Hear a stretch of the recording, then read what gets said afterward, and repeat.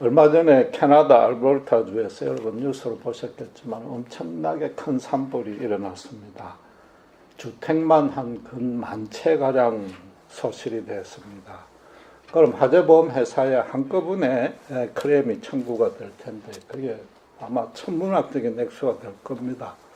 그럼 혹시 보험회사가 망하는 거 아닐까요? 보험이라는 것은 예상치 못하는 사고와 재난에 대비하는 건데 보험회사가 망해버리면 큰일 아닙니까? 여러분 그런 걱정은 안 하셔도 됩니다. 왜냐하면은 보험회사가 보험회사 자체로 자기들이 또 보험을 듭니다. 그게 지난주에 말씀드린 로이드 보험입니다. 영국에. 일반적으로 뭐 낙찰개니 이런 것 빼고 상업적으로 이 보험은 대양항해 시대가 시작될 때부터 본격적으로 발전이 된 겁니다. 그전에는 농업이 주 산업이었으니까 위험이라고 해봐야 이상기후인데 그건 하늘의 손에 달렸단 말이에요. 인간이 대책을 세울 수도 없고 세워봐야 의미가 없는 것이죠. 그러다 신대륙과 이런 새로운 여러 상품을 가지고 무역을 하면서 큰 이익을 봤는데 태풍으로 배가 파손이 되거나 해적에게 배가 탈취되면 그 투자한 금액을 몽땅 날리게 된단 말이죠. 그래서 선주들이 그런 위험 부담을 덜어주려고 이제 보험이 발전한 겁니다. 대양항해가 가장 활발하게 이루어졌고 그래서 전 세계에 해가 지지 않는 제국을 만든 영국에서 세계 최초 보험회사를 갖게 된 겁니다. 지금 노아 홍수 사건이 의미하는 바가 뭡니까? 당시에 이런 로이드 보험회사 같은 게 있었던들 아무 의미가 없다는 거죠. 피해 보상해줄 회사도 없고 뭐 손해를 청구할 사람이 전부 멸절이 되었는데 보험이란 단어 자체가 아예 사전에서 지워져야 될 형편이란 말이에요. 그런데 하나님께 보험든 노아만은 유일하게 생존했단 말이죠. 여러분 오해는 마시기 바랍니다. 어떤 이단은 하나님께만 의지하지 아니하고 인간적인 능력과 수단에 의지하는 보험에 들지 말라고 가르칩니다. 제가 지금 보험이 비신앙적이라고 정죄할 뜻은 전혀 없습니다. 아담이 타락한 이후로 피조세계도 함께 벌을 받았기 때문에 이 땅에서는 예측할 수 없는 사고와 재난이 끊임없이 발생합니다. 노아 홍수 이후에 수명이 대폭 줄게 된 그 중요 원인이 또 뭐겠습니까?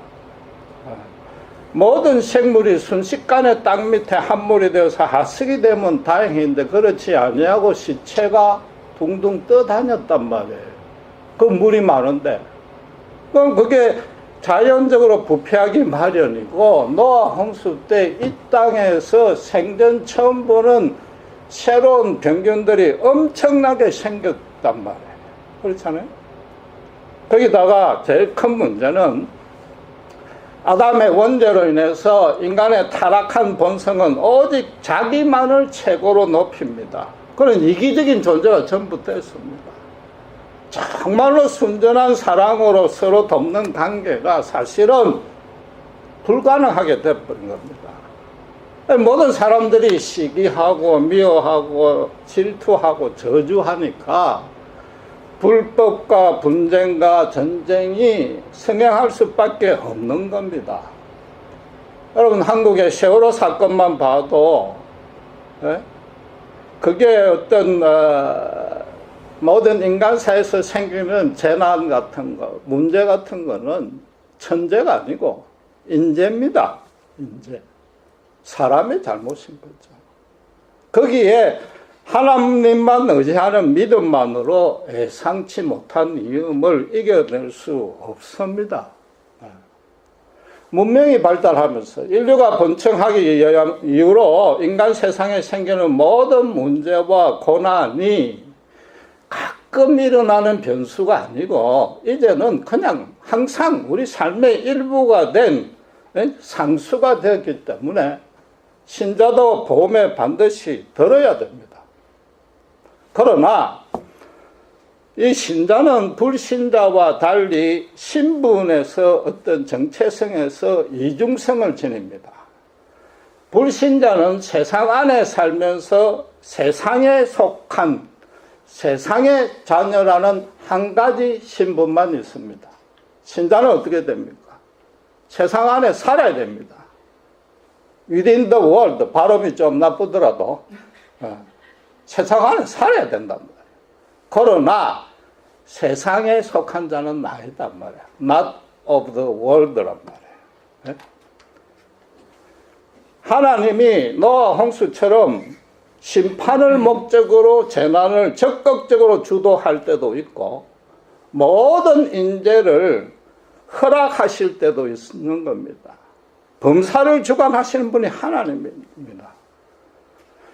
모든 인간의 출생에서부터 사망까지 그 중간의 가정, 삶의 과정도 당연히 하나님의 통치 아래에 있기 때문에 신자는 노아처럼 하나님의 은혜를 잊기를 소원하고 하나님만 의지하고 기도해야 됩니다.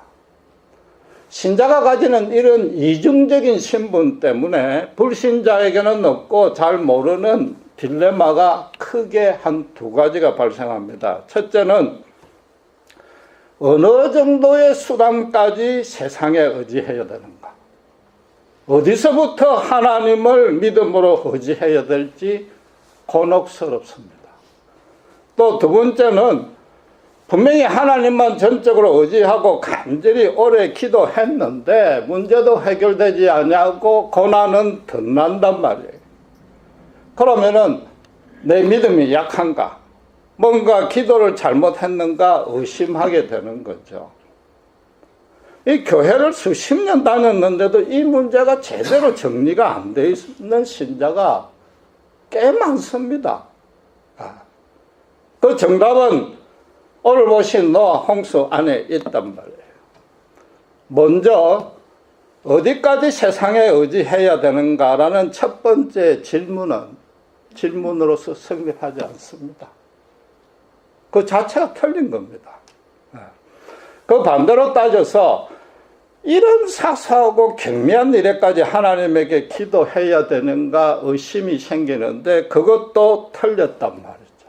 왜? 우리 신분이 세상 안에 살되 하나님께 속했다는 이 이중성 자체를 모르기 때문에요. 알아도 그걸 잊고 있단 말이에요. 어떤 사안이나 문제의 중대성이나 경미함을 따져가지고 이건 세상 일이고 이건 하나님의 일이라고 나눠지지 않는단 말이에요. 그렇다고 해서 모든 일이 다 하나님의 일이라는 단순한 뜻을 지금 말하는 게 아닙니다. 신자는 언제 어디서 어떤 일을 하든 간에 그 신자의 삶의 전부가 항상 동시에 세상과 하나님에게 영향을 받기 마련이란 말이에요. 그래서 놀라지 마시기 바랍니다. 신자는 항상 세상적인 수단에 의지해야 됩니다. 하나님이 이 땅 안에 살게 한 자체가 그런 의미를 내포하고 있는 겁니다. 아담에게 뭐예요? 이마에 땀을 흘리는 수고를 해야 소산을 먹을 수 있다고 선포했지 않습니까? 세상과 단절해서 기도원이나 수도원에 가서 자기 수양하는 것, 그건 기독교가 아닌 겁니다. 그건 기독교의 영성도 아니요, 믿음도 아닙니다. 우리 신앙은 현실에서 부딪히고 찢고 뽑고 싸워 나가야 하는 겁니다. 부부싸움하고 애들과 맨날 야단치고 때로는 교회 안에서 서로 상처 주고받고 그렇게 사는 게 신앙이단 말이에요. 노아를 하나님의 홍수에서 구원하는 방식을 휴거처럼 하늘로 빡 데리고 올려 갔다가 다시 땅에 내려준 게 아니지 않습니까? 노아로 하여금 방주를 스스로 짓게 만들었단 말이에요. 그것도 온갖 멸시와 핍박을 받아가면서 120년간이나 그렇게 해라고 그랬단 말이에요. 세상에 다 물에 잠기는데 생존할 수 있는 현실적인 수단은 큰 배뿐이단 말이에요. 신자에게 어떤 문제가 생기면은 죄송하지만 무조건 교회 가서 기도하기 전에 자기 지혜와 경험과 상식에 따라서 점검해야 됩니다.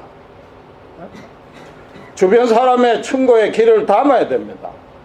전문가와 상담을 해야 됩니다. 요즘에는 인터넷 서치부터 하는 게 제일 빠릅니다. 그게 절대 불신앙적인 행위가 아니란 말이에요. 세상에 있는 모든 지식이나 과학은 하나님께서 창조해 놓은 그 섭리를 뒤늦게 발견해 가지고 체계화 이론적으로 정리해 놓은 거였단 말이에요.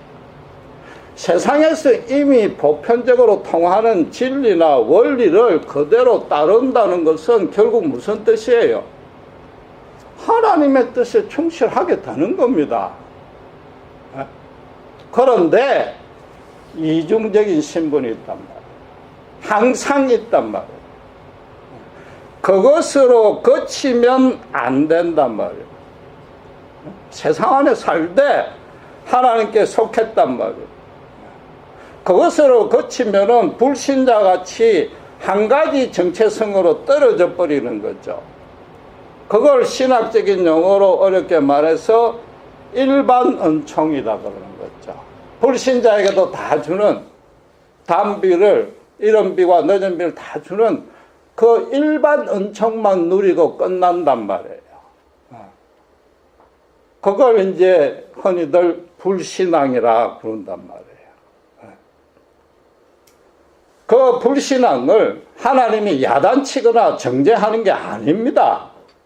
그건 무슨 말인가 하면은 신자가 하나님 속에 있단 말이에요. 하나님에게 속해 있으니까 하나님이 신자에게만 부어주기로 예비해 놓은 특별한 은총, 특별한 은총을 받아 누려야 되는데 그걸 스스로 거절하는 거죠.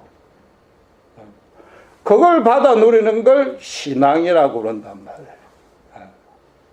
신자는 항상 현실적인 수단을 택해야 됩니다. 택하되 하나님께 항상 기도해야 그분의 거룩하고 완전한 통치를 받기를 소원해야 되는 거죠. 가장 쉬운 예를 들면 이런 겁니다. 급성맹장염에 걸렸는데 누가 교회부터 와서 기도합니까? 당장 병원에 가서 수술해야지요. 그리고 요즘은 원체 의술이 발달이 돼서 수술만 하면, 간단히 절제만 하면 깨끗하게 나을 수 있습니다. 그런데 신자도 그것만 믿고 기도 안 하면 어떻게 됩니까? 의사도 사람이니까 실수합니다. 예상치 못한 부작용, 부주의로 다른 병원에 오염이 되고 심지어 수술 칼을 집어넣어 놓고 집어버리는 그런 부작용이 발생한단 말이에요. 아플 때부터 기도하는 거죠. 현실적인 수단을 택할 때부터. 쉬지 말고 기도해야 된단 말이에요. 노아가 도끼로 나무를 자를 때부터, 톱을 쓸 때부터, 못 하나하나 박을 때마다 기도했듯이 우리도 그렇게 살아야 된단 말이에요. 두 번째 딜레마가 아무리 그렇게 기도했는데도 고난을 거치지 아니하는 것은 사실은 여러 가지 따져볼 요소가 많습니다. 많은데 노아 홍수의 본문과 직접 연관해서 간단하게만 살펴보려는데, 우선 첫째 딜레마와 정반대의 경우가 생기는 거죠. 신자가 기도했다게, 뜨겁게 기도했다게, 그러고 나서 현실적인 수단은 전혀 의지하지 아니하는 그런 신자가 의외로 많습니다. 예? 그렇잖아요. 내가 교회 봉사를 이렇게 했는데, 기도도 그렇게 했는데, 헌금도 많이 했는데, 왜 아직도 구원 안 해주시고 이 모양인가 불평하고 의심하는데, 그런 의심하는 심정은 우리가 이해를 하지만은 그건 성경적인 진리를 잘 모른다는 거죠. 그 생각이 얼마나 잘못됐는지 간단하게 입증이 됩니다. 그 생각은 무슨 생각이에요? 기도 뭐 하면 만사 형통한다는 거 아니에요? 그러면 기도 자체, 하나님이 아니라 기도 자체가 문제를 해결할 수 있는 능력이 있는 거 아니에요? 그럼 우리 집사람처럼 기도 오래 잘하고 끈질기게 하고 매일 기도하는 사람은 저 같은 사람 만나가 고생 안 해야 되잖아요. 만사 형통해야 되잖아요. 기도만 잘하면 잘 살아야 되잖아요. 그런 이상한 결론에 내린단 말이에요. 불신자들이 들어도 그건 틀린 생각이잖아요. 그러니까 지금 현재 그렇게 하야만 되는 것. 그래서 끈질기게 기도하고 해서 어떻게 하든지 응답받으면 좋은 믿음이라고 가르치고 있으니까 불신자들이 교회 안 오죠. 자기가 생각할 때 그건 말이 안 되는 얘기니까. 하늘에서 보는 하나님이 안타까워서 웃을 지경에 이르렀단 말이에요. 그러니까 이제 믿음이 조금 자란 신도들은 어떻게 합니까? 야고보서 4장 2절 3절의 말씀대로 너희가 얻지 못하면 구하지 아니하며 구해도 받지 못하는 것은 정욕으로 서려고 잘못 구했다 그럽니다. 이 말씀만 붙드는 거예요. 그래서 어떻게 생각합니까? 아, 내가 기도할 때 욕심이 들어가서 응답이 안 되는 거다. 그래가지고 의도적으로 아주 선하고 검소한 기도를 해요. 도덕적이고 영적인 고차원적인 기도만 많이 하면은 현실의 고난이 없어질 거라고 기대를 하는 거죠. 하나님은 제사는 받지 아니합니다. 그 중심을 받습니다. 평소에 하나님과 순전한 관계를 맺어가면서 회개가 내 삶의 방식이 되어 있어야 되고 내 옷이 되어 있어야지. 기도 응답 잘 받기 위해서 회개하고, 물론 기도할 때 당연히 회개해야 됩니다. 그 자체가 나쁜 건 아닌데 근본적으로 생각하는 생각이 회개하면 기도 잘 응답 받을 것이다. 내가 요구하는 내용을 질과 양으로 좀 낮추면 응답해 주겠지. 그게 도대체 무슨 의미가 있느냐 말이에요. 하나님을 우리 인간이 속일 수가 있겠습니까? 우리 심중에 맨 밑바닥까지 꿰뚫어 보시는데, 여러분, 기도란 것은 근본적으로 무슨 뜻인가 하면 당장 발등에 불이 떨어져 가지고 내 힘으로 감당할 수 없기 때문에 그런 고난과 문제를 기도하는 것이단 말이에요. 그런데 기도에 뭐 수준을 낮추든지 기도의 품격을 높인다든지 이건 사실은 기도가 아닌 겁니다. 엄밀히 말해서. 기도란 것은 본질적으로 울부짖어서야 돼요. 간절함이 있어야지. 간절함이. 진정성이 있어야죠. 여러분, 요즘 내가 뭐 기도를 안 하고 이게 믿음이 없는 게 아니고 울부짖을 만큼 간절한 힘이 없다는 뜻입니다. 하나님께 넘치는 복을 받고 있다는 뜻이에요. 아예 기도를 할 줄 모르거나 둘 중 하나인 거죠. 본문의 7장 11절에 보시면 큰 깊은 샘물들이 터졌고 하늘의 창들이 열렸다고 그럽니다. 창세기 2장 5절에는 홍수 전에는 땅에 전기만 있었습니다. 그러니까 이 공기 중에 하늘에 엄청난 수분을 함유하고 있었는 거죠. 거기다가 창세기 1장 6절 7절에는 하나님이 물과 물로 나눠서 궁창 아래 물과 궁창 위에 물로 나눴다고 그럽니다. 그 물들을 일부는 지하수로 집어넣었다는 거죠. 땅속 일부로 물을 집어넣음으로 해서 육지와 바다가 구분이 됐다는 뜻입니다. 그래서 땅속 깊은 샘들이 터졌다는 것은 땅 밑에서 지하수가 솟아올랐다는 겁니다. 그러려면 어떻게 돼요? 바다가 산으로 솟고 산이 바다로 함몰해야 되는 거죠. 엄청난 지각 변동이 있는 거죠. 그러니까 바다 속 생물이 산 위에서, 육상 생물이 바다 밑에서 하석이 발견된단 말이에요. 하늘의 창들이 열렸다는 것은 궁창 위의 물, 궁창 아래 물처럼 지구가 보유하고 있는 모든 물을 한꺼번에 지상에 다 쏟아부은 겁니다. 땅 밑에서도 물이 솟아오르고 하늘에서도 물이 막 쏟아붓는 거죠. 그러니까 그게 40일간이나 전 지구를 덮을 정도가 된 거죠.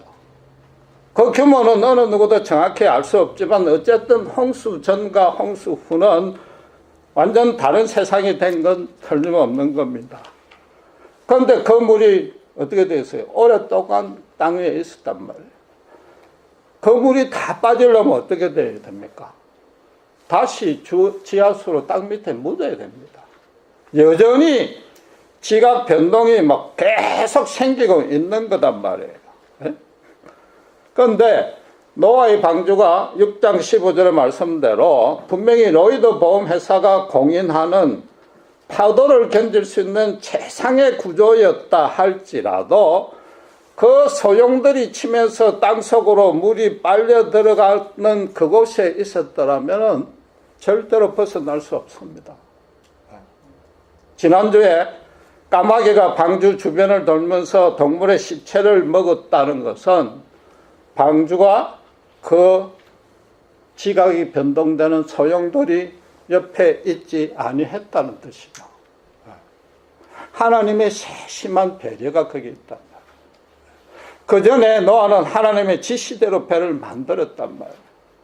그리고 너를 통해서, 너 자녀를 통해서 구원하겠다는 소명을 주셨단 말이에요.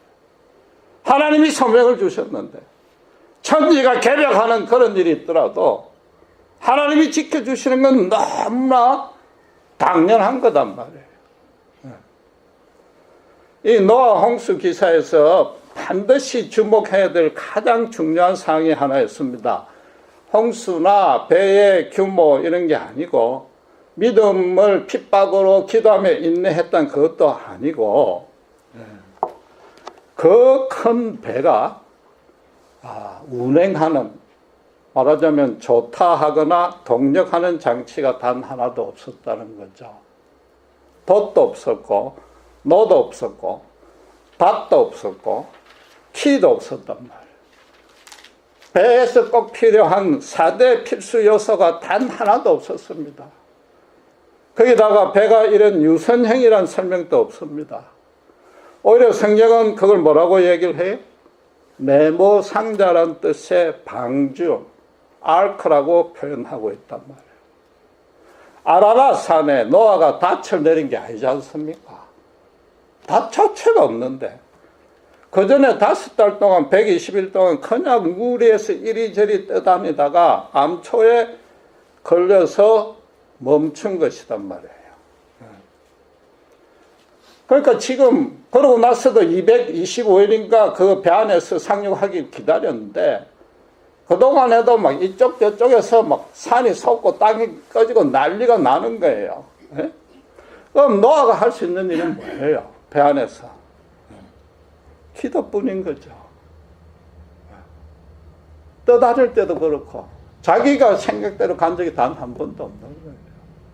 모든 처분을 하나님께 맡긴 거예요. 두 손, 두 발 다 들고 하나님께 기도할 수 있는 것, 그것만이 노아가 할 수 있었던 유일한 거단 말이에요. 물론 그 배는 바다의 요새라는 항공모함보다도 더 좋은 세계 최고의 배고 노아도 그 중에서도 가장 안전한 선장실에 기거했습니다.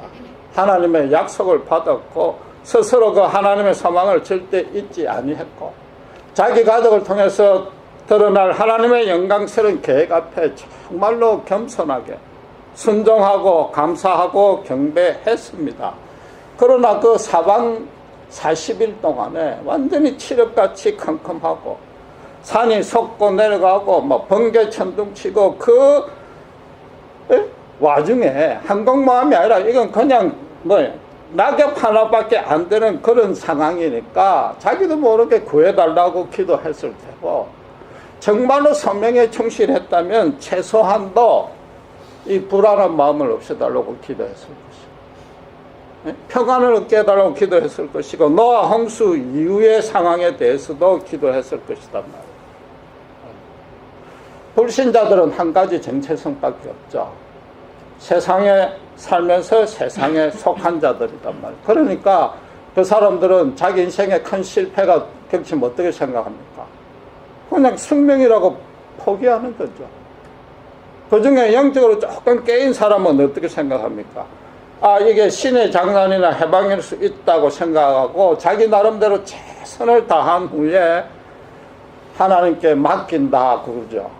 천지신명에 맡긴다 그러고 기도 비슷한 것도 한단 말이에요. 신자는 어떻게 해야 됩니까? 세상 수단에 의지해요. 의지합니다. 의지해도 된다고 해서 다 하고 난 후거나 급한 일에만 기도하면은 그건 아니라는 거죠. 처음 계획할 때부터, 아니 그 일을 계획하기 이전부터 하나님의 뜻이 무엇인지, 최소한도 하나님의 올바른 마음, 어려운 마음을 내 마음에 심어달라고 해야 되고, 그 일을 하는 와중에도 정말 예측 불가능한 일이 있을 것이며 이 일이 어떻게 결말날지 모르듯이 노아 방주가 이리저리 떨리 달리듯이 그래도 그 와중에 기도해야 되고, 그 일이 마치고 날 때까지, 그래서 하나님의 분명한 계획을 알 때까지, 거기다가 하나 더 보태면은 반드시 하나님의 영광이 드러납니다. 그걸 발견할 때까지 계속 기도해야 되는 거죠. 쉬지 말고 기도해야 돼. 그러니까 범사에 감사할 수 있는 거죠. 급한 일이 생겨야만 기도한다는 얘기는 아주 작은 일은 내일이요 세상 일이고, 아주 크고 위험한 일만 하나님께 속한 일이라고 생각하는 거죠. 그걸 바꿔 말하면은 하나님의 능력만 의지하는 것이요, 하나님의 능력만 의지한다는 얘기는 오직 내 주변, 내를 빼고 내 주변의 상황만, 여건만 풍부하고 화려하게, 최소한도 평안하게 만들겠다는 그 생각뿐인데, 그 생각은 어때? 불신자의 생각과 일치하는 것이단 말이에요. 그걸 야고보서가 정욕으로 구한다는 의미단 말이에요. 신자가 정말로 이게 하나님의 뜻이고 하나님의 계획이라면 왜 1000만 불 달라고 기도를 못해요?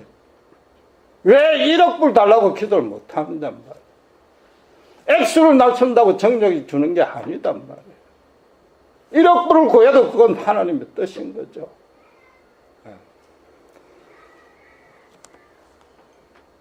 바로가, 애굽의 바로가 모든 태어나는 아이들은 다 남자들은 죽이라고 했습니다. 모세의 어머니와 누나인 미리암이 최선을 다해 숨기다가 도저히 안 되니까 그 누나 미리암이 조그만 네모 갈대 상자에다가 모세를 넣고는 나일강에 그냥 띄웁니다. 하나님의 처분에 맡기는 거죠. 아무리 그게 잔잔한 강이라도 바위에 이 상자가 넘어갈 수도 있고 악어도 있어서 언제 잡아먹힐 수 있는지 모르고, 만약에 애굽 사람이 그 상자를 발견하면 신고하면 포상받을 것이고, 모세는 그 자리에서 죽을 겁니다. 미리암이 그 모든 사정을 알지요. 이건 죽을 수 있다. 죽을 가능성이 훨씬 더 많다. 그래도 하나님의 권능 아래 기도하면서 보낸단 말이에요. 누나의 심정이 찢어지겠지요. 그런데 어떻게 돼요? 애굽 사람 중에 최고 애굽 사람한테 발견이 된다. 바로의 공주한테 발견이 된다. 상식적으로 생각하면 이건 도무지 살아날 수가 없어요.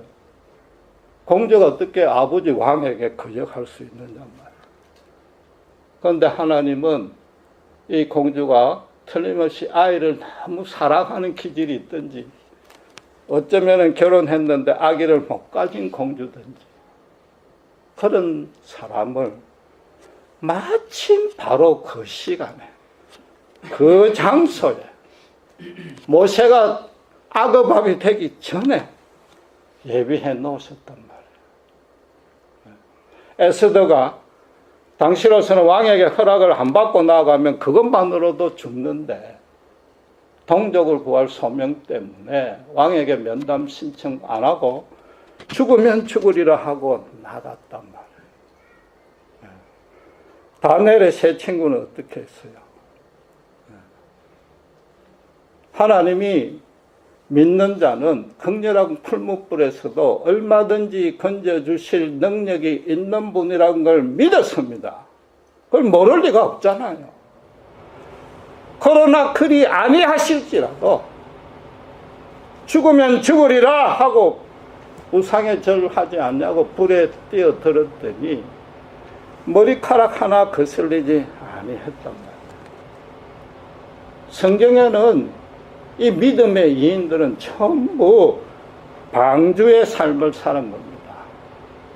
동력장치, 운행장치, 키 하나 없는 방주의 삶을 살았단 말이에요. 신자들이 두 손 두 발 다 내려놓고 자기 모든 건 내려놓으면, 하나님만 전적으로 의지하면은 하나님이 풍성한 은혜로 채워주신다는 것은 절대적이고 영원한 성경의 진리입니다. 하나님이 신자에게 원하시는 것이고 그런 믿음을 기쁘게 받습니다. 그런데 문제는 뭐냐 하면은, 거의 모든 신자가 두 손 두 발 들으라 그러니까 세상적인 수단은 아무것도 안 하고 가만히 앉아가 기다리는 걸로만 생각하는 거죠. 아닌 거죠. 노아가 뱃속에서 기도만 했겠습니까? 동물들 열심히 먹이주고, 혹시라도 물 새는 데가 없는가 면밀히 살피고, 최소한도 체력 보강을 위해서 맨손 체조 최고로 많이 했을 것 아니에요? 다니엘의 세 친구에도 이방에서 총리가 될 정도로 그 현실에 최고로 적응하고 충실했단 말이에요. 뭘 내려놓아야 되느냐? 내가 가진 수단 방법을 내려놓는 게 아니고 내 존재 전부를 하나님께 드려야 되는 거죠. 죽으면 죽으리라. 불에 뛰어들 때 자기를 던진 거예요. 살려줄 수 있는 분인 줄 알면서도 그리 아니하실지라도 내 존재 전체를 받으시옵소서. 그게 우리가 모든 걸 내려놓는다는 겁니다. 세상의 수단과 능력에 비해서 하나님의 수단과 능력이 훨씬 더 좋고 빠르고 강력하고 완전하다는 것은 삼척 동자도 아는 겁니다. 급할 때만 기도한다는 것은 하나님의 능력만 받아서 내 주변만 바꾸겠다는 얘기죠. 대신에 뭐예요? 신자는 자기 전부를 바쳐야죠. 자기 전부를 바친다는 의미는 하나님만을 소망하면서 하나님 안에서 내가 거룩해지기를 소원하는 겁니다. 내가. 그게 내려놓는다는 의미인 거예요. 제가 LA에 있을 때 정말로 분이 치솟는 경우가 있습니다. 자동적으로 치솟는 경우가 있습니다. 주로 이제 한국 식당에 가면은 거의 모든 식당이 성부를 달아놨습니다. 성경 구절 액자를 다 달아놨는데 그건 뭐 나쁠 건 없습니다. 좋은 일이죠. 그런데 서비스도 엉망이고 맛도 엉망이고 가격까지 엉망이면 제가 막 그냥 화가 치솟는 겁니다. 현실의 수단은 어떻게 되든지 간에 잘 믿으면 복 받는다. 시작은 미약했으나 나중은 창대해지리라. 그건 믿음이 아니에요. 종교 노름한 거죠. 종교 노름. 교회 나가서. 그 분노가 치솟다가 차츰 죄송하지만 그렇게 가르친 목사님들한테 화가 옮겨지는 거죠. 여러분, 너 혼자만 구원받았다는 거, 이거 정말로 심각하고 진지하게 따져야 됩니다. 기도 많이 하고 믿음으로 인내하고 핍박 이겨내고 그 때문에 구원받은 거 아니에요. 그건 구원받고 난 이후에 행한 거죠. 그 전에 자기 존재 전부를 하나님께 바친 겁니다. 하나님은 어떤 자를 구원합니까? 내 자신의 영적인 실체가 너무 가난하고 심지어 추하고 더러워서 내가 내한테 철두철미하게 실망하다 못해서 분노하고 저주하고 죽음의 자리까지 내려간 자를 구원하는 겁니다. 그런 자만 구원하시는 거예요. 노아 당시에 모든 인간은 자기 주변을 풍성하게 할 생각밖에 없는데 그 중에서는 하나님의 능력을 구하는 자도 있었을 겁니다. 노아 혼자만은 뭐예요? 하나님 안에서 자기 주변이 어떻게 되든지 간에 자기를 거룩하게 하고 싶은 거죠. 하나님의 자녀가 되는 신분, 이걸 절대 붙들고야 말겠다. 하나님의 은혜는 절대 벗어나지 아니하겠다. 그걸 평생 기도했단 말이에요. 배 짓기 전 500년 동안. 그러니까 그 큰 소명을 주고 구원한 겁니다. 하나님이 모든 신자에게 언제 어디서나 항상 묻는 질문은 딱 하나입니다. 헌금 많이 했냐, 봉사 많이 했냐, 주일 예배 빠졌냐, 이게 아니고 네 주인이 진짜 누구냐, 니냐 내냐, 그것만 하나님이 우리에게 따진단 말이에요. 하나님 앞에 언제든지 당당하게 하나님만이 주인이라는 신자는 오히려 현실의 모든 것들이 하나님이 마련해 주신 것이고 그 수단에 의지합니다. 그와 동시에 항상 하나님께 기도하면서 노아처럼 방주 안에서 사는 삶을 산단 말이에요. 전체적인 방향과 결말이 어떻게 될지는 모르고 예상치 못한 위험도 나타날 수 있지만은 방주 안에서 떠다니는 것처럼 삶을 살 수도 있지만은 기도하면서 현실의 수단에 최선을 다하는 거예요. 그런 자에게 어떤 은혜가 임해요?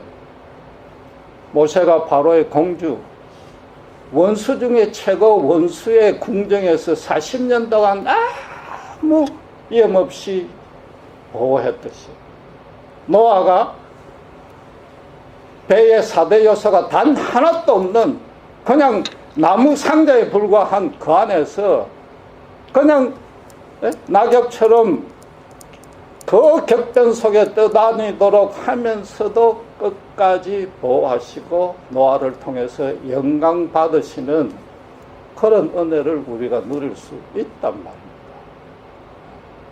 기도하겠습니다.